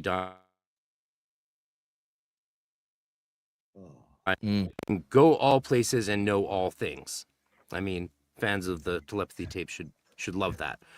And then you become not like the star gods or the angels, but even better than them, because you were once a dying god and now you're like the star gods and angels. So you're a double god, 2 times a god. And that's just so hardcore to me, so optimistic and full of life and light in its ideology.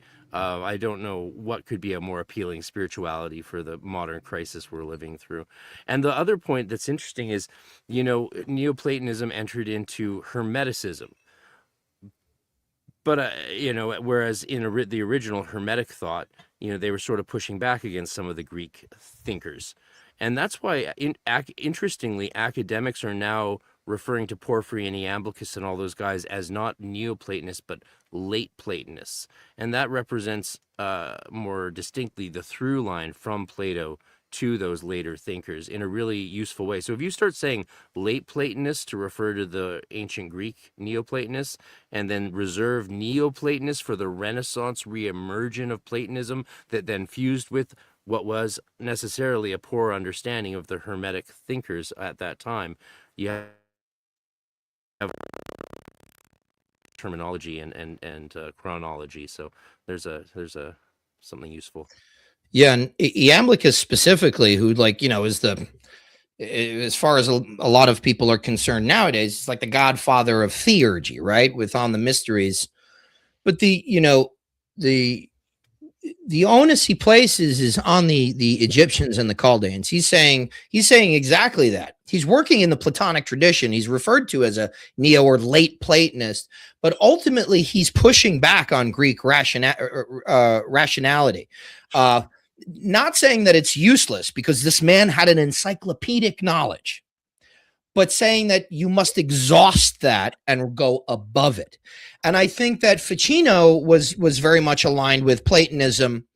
But also what we got to remember too is in that period, right, you get this scholastic sort of reduction of Platonism really through Aristotle in the church. And Marsilio Ficino was not just, he's not just some translator, he was a priest. He was a cleric. So he would have inherited this kind of like scholastic outlook in terms of reason. But Iamblichus specifically, and then after that, right, pretty much everything associated with the Platonic Academy after Iamblichus. And there are some luminaries, right? It continues for like another 300 years or 200 some odd years.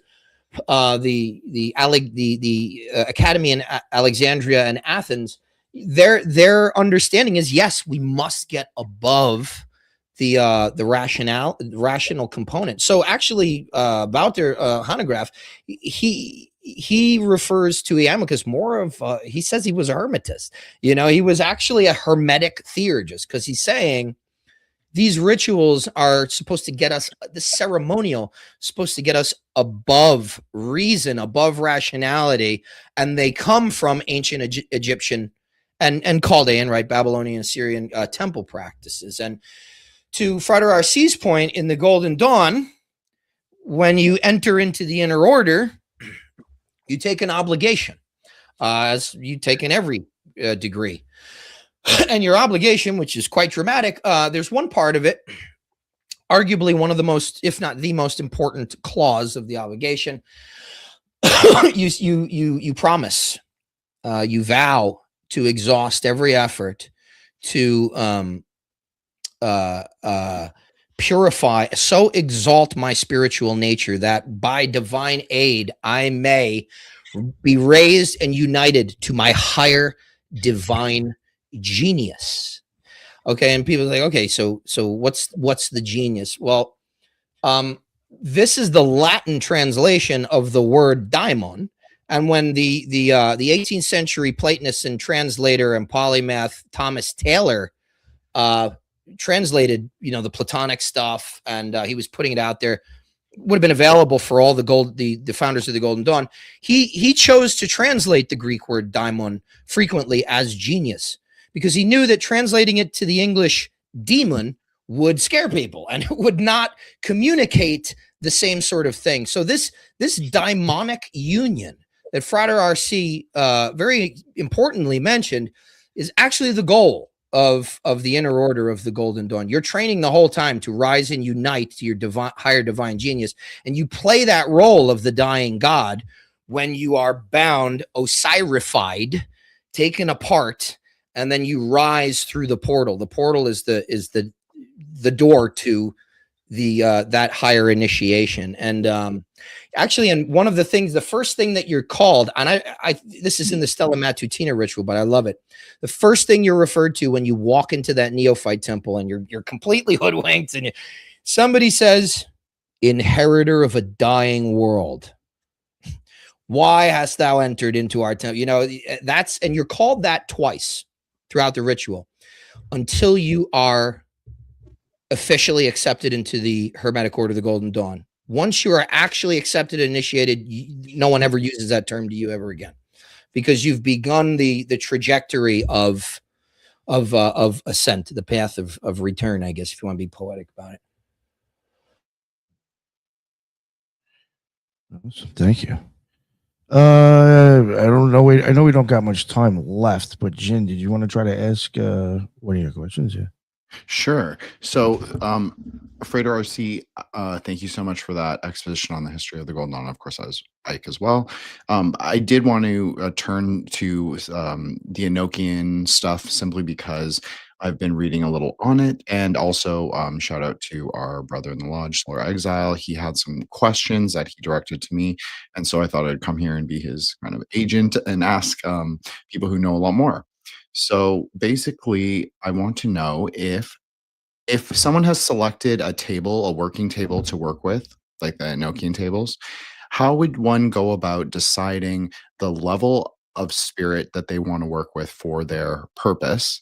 And also, how would they determine what level of the hierarchy that they needed to call in order to enact their work? And should they go to the highest point of the hierarchy, or should they ask more of a middle or lower tier angel or spirit?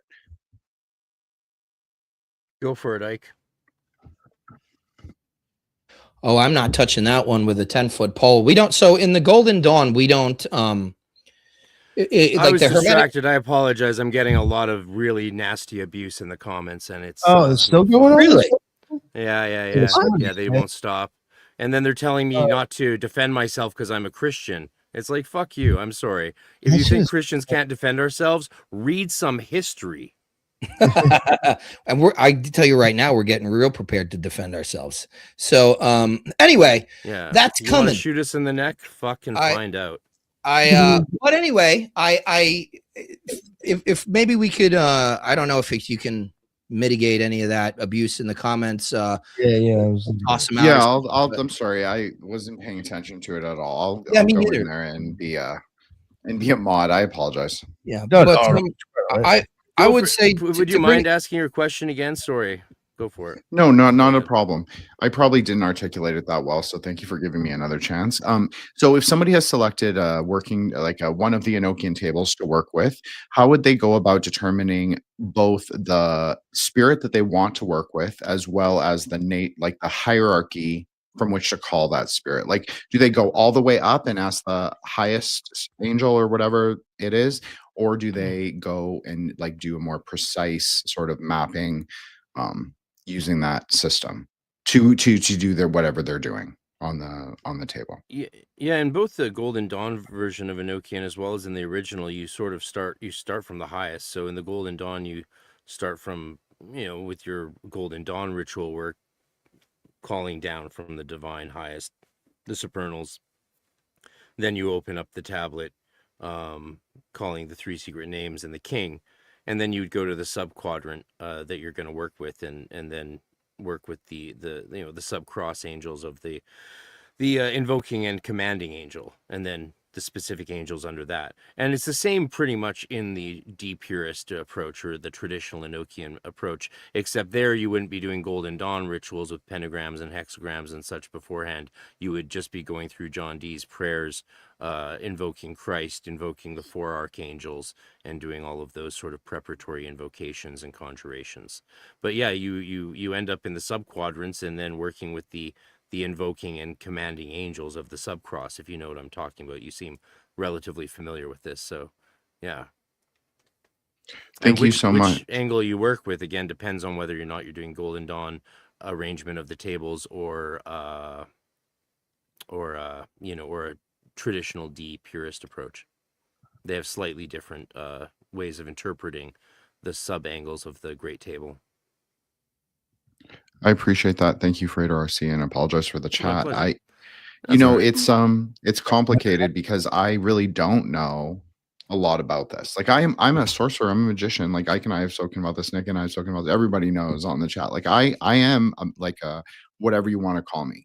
But in terms of like Western esotericism, outside of Hebrew Kabbalah, specifically Hebrew Kabbalah, and I of course take the DCS approach to that, I don't know that much.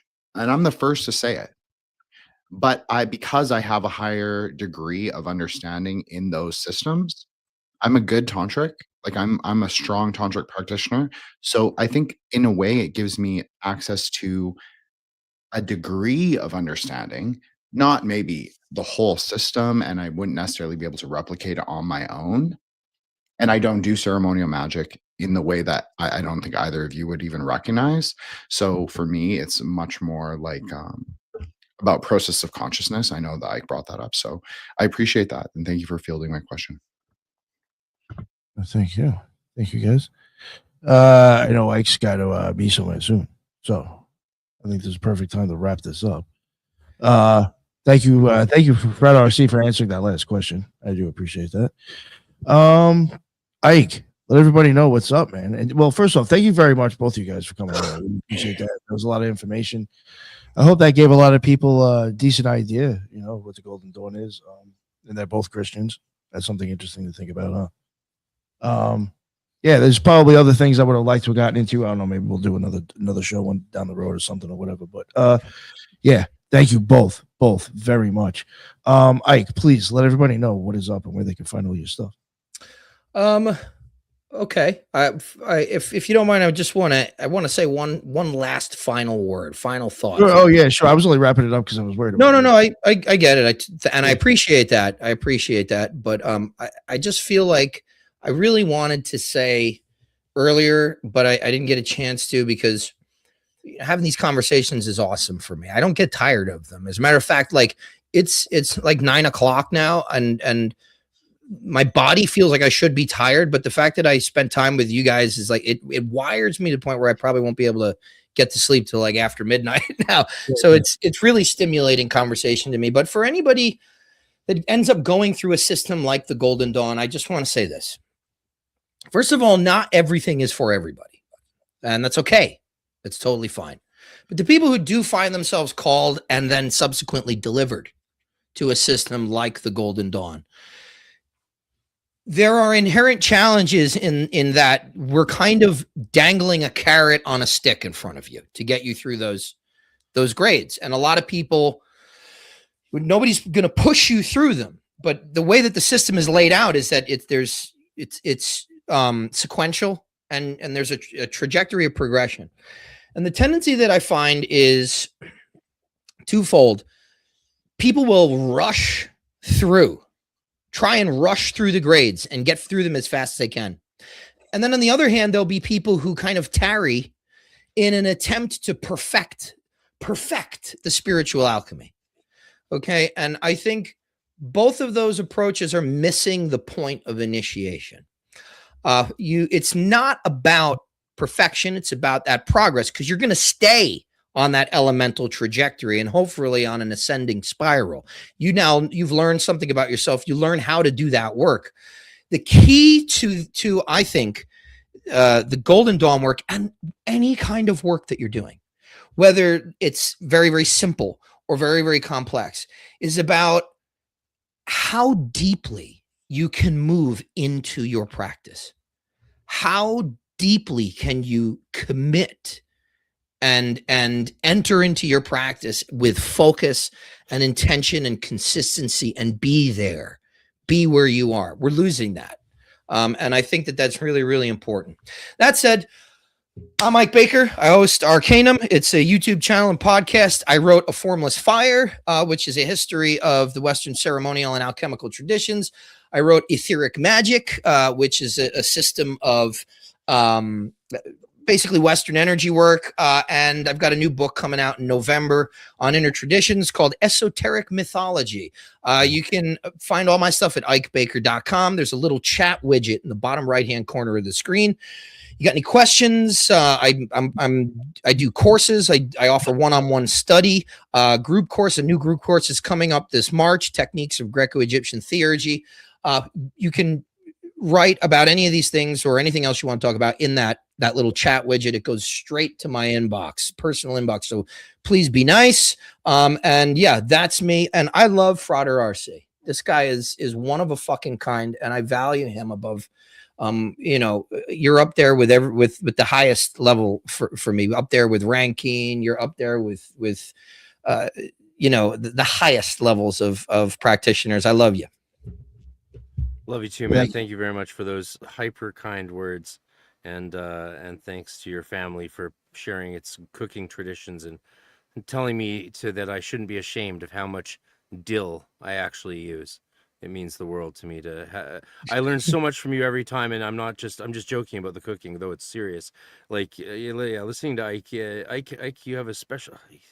This guy knows his shit. Like, I love listening to you, man. When the last time you guys were on Occult Rejects, I was like, I literally changed one of my lectures to my students based on a few of the things you said.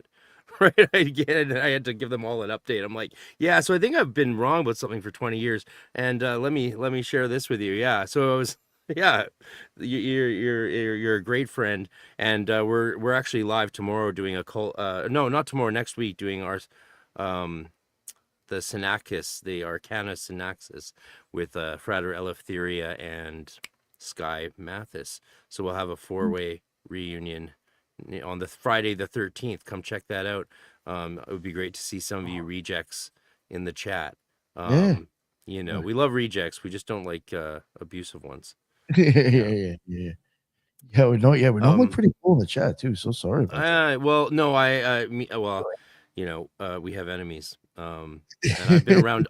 I've been doing this a long. Think about it. By the time I turned 19 and became an adept initiated in the Inner Order, there was already at that time, because of alt magic and the internet, thousands of people talking about me being one of their favorite teachers in the occult community back in 99, 2000. right? And I was being flown all around the world to give lectures on the Qliphoth and the St. John of the Cross, the Dark Night of the Soul. That was my specialty. I'm revising that book. It's coming out again in May. It's overdue because I wrote it in '98. So I've been getting this stuff. My family's been attacked. I mean, my sister, my family. You know, so like, you know, this stuff's real, and it draws out not just symbolic demons, but real demons. You evoke, by doing this work, by doing the work and dedicating yourself to life and light, you draw out truly demonic people who really do live for nothing but to cause as much pain as possible. And I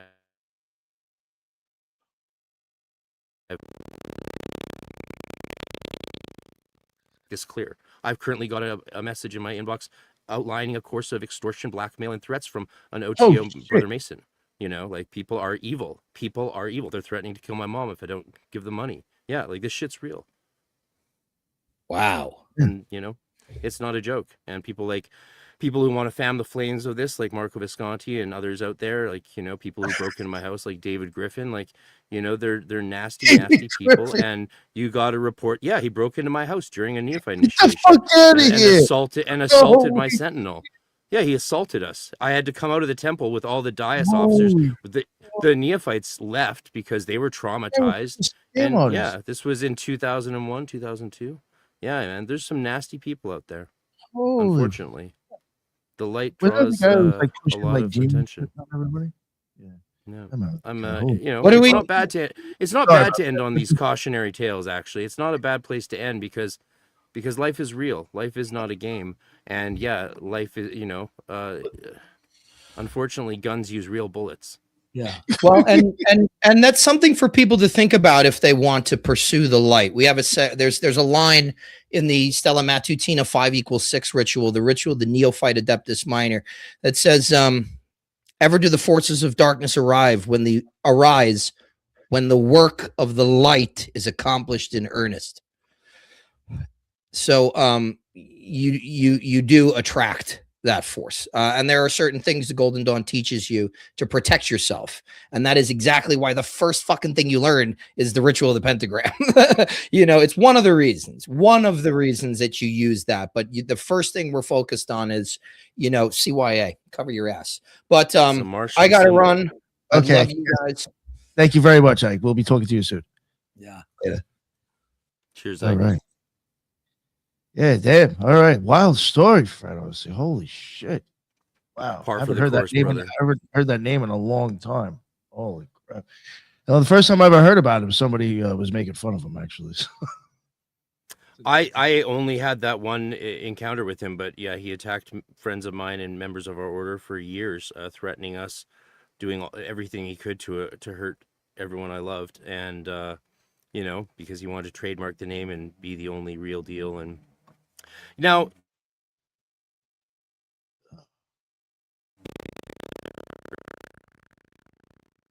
so I'll be doing a Reddit AMA actually tomorrow at what time? I posted about Reddit 6 p.m. Eastern. I'll be doing a Reddit AMA on r/occult. And you know, I want to say I have some of my best friends are in Griffin's order and in other orders that I'm no longer, you know, that where the leadership might not speak well of me, for example, usually because they have property of mine they don't want to give back, or because they forged my signature on a bank account or two over the years, stuff like that. But I still have friends in those orders because a lot of these orders are quite large, and you know, you don't want to, you don't want to throw out the baby with the bathwater. You know, Jesus saved me from your followers is true also in the reverse. You know, followers save me from your leaders. You know, anyway, you got to judge human beings on a case-by-case basis, I think, and not just give them a pass because they wear a suit and tie or have a fancy white collar or have a judge or politician or officer in their name, right?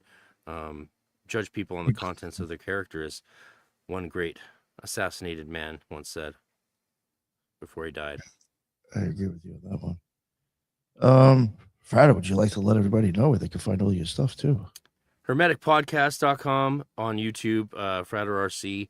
Got lots going on this year. Enokia Con is happening. Crazy amount of amazing presenters presenting at that. And so we have also a workshop in Austin in May. featuring Jason Louv and another well-known occultist. And then the November conference will be great. You can join the Arcane Research Society for an annual membership, and you get access to all the events and courses and everything.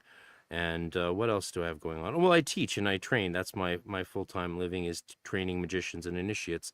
And if you're interested in that, it's not lightweight. It's very active. So we meet every first three Saturdays of the month at 12 p.m. noon Pacific time. There's members in Europe who need to attend, and you can check out that training if you want to go follow the path of the Way of Hermes with me at goldendawninitiation.com. Thank you very much, sir. Thank you. Appreciate everything. Thanks for having me back. No, hell yeah. No, you mentioned a few things. I was like, oh, I got to get him back for this. You mentioned the clip off and Dark Night of the Soul.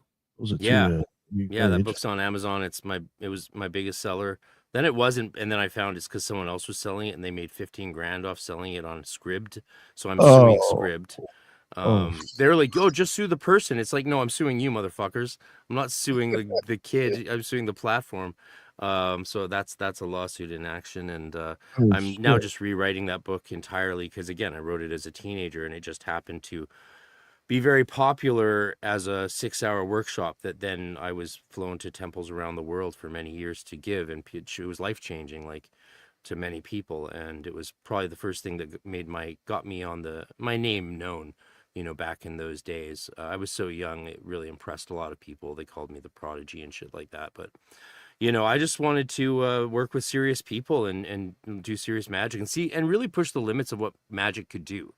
Right? Like, I'm not one of these people who's just happy to sit there content with, like, my own perceptions of what I think is going on. I want to challenge those perceptions over and over and over again. I'm one of these people who doesn't like to just scry, but, I want to test my scrying ability with remote viewing, with verifiable targets and all of that stuff. I started teaching telekinesis in the Golden Dawn Temple and showing people how to move objects, right? Got me in a lot of trouble because a lot of people are like, you can't do that. It's like, well, I'm doing it on Wednesdays at 7. They're like, no, you're not able to do that. I'm like, well, we're all doing it. So sorry, I don't know what to tell you. Come to class, learn for yourself. Points, clairsentience, astral travel, all those things. I mean, I grew up meditating since the age of 7, so those abilities were highly developed in me from a very young age. Damn, that is crazy. Wow. Did you plug everything? Or no? I think so. Yeah. Okay, I want to make sure. And mention that book one more time. Well, on Amazon right now, it's called Sacred Magic in the Clipoth, the Tunnels of Set and the 7 Deadly Sins in St. John of the Cross's Dark Night of the Soul. I think the second edition retitled version for being released this year, I think I'll just call it like Clipoth Theurgy. Nice and simple.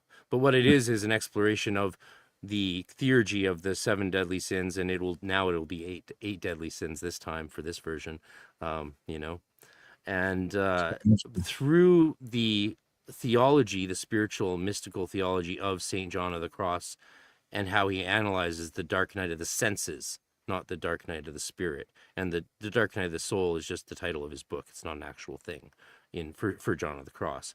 And to understand how that plays out in the realm of the Qliphoth, I used Kenneth Grant's Tunnels of Set in Night Side of Eden, which, I'm not big into that stuff, but that I found incredibly useful and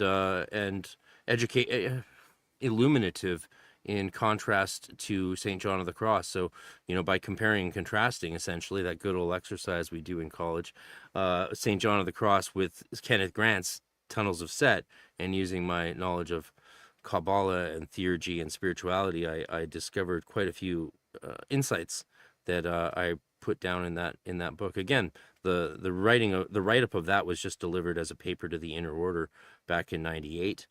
So now I'm actually going to be rewriting it as a mature adult who's more than halfway through his life. So hopefully that version will be interesting. But I'm also going to do a workshop on that soon. So join my mailing list at hermeticmysteryschool.com if you're interested in getting a heads up when I do that.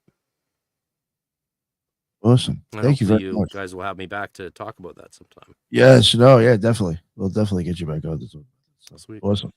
Appreciate it. And Matt, real quick, let everybody know what is up with you, please. For sure.